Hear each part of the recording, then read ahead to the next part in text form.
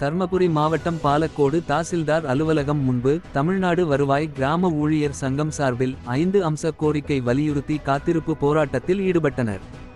இந்நிகழ்ச்சிக்கு வட்டத் தலைவர் சங்கர் தலைமை தாங்கினார். மாவட்ட பொருளாளர் சிவகுமார், வட்ட பொருளாளர் அன்பழகன் ஆகியோர் முன்னிலை வகித்தனர். வட்டச் செயலாளர் தண்டபாணி வரவேற்புரை ஆற்றினார்.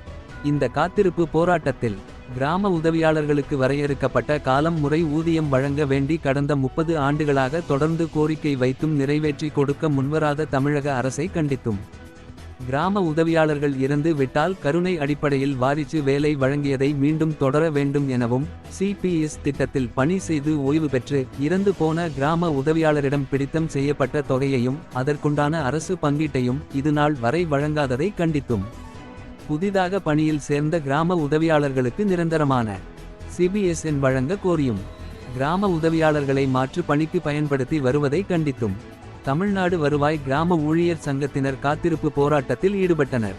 இதில் பாலக்கோடு வட்ட துணைத் தலைவர் தனபால், மாவட்ட செயற்குழு உறுப்பினர்கள் செல்வகுமார், மாதேஷ், வட்ட பொருளாளர் அன்பழகன் மற்றும் உறுப்பினர்கள் திரளாக கலந்து கொண்டனர்.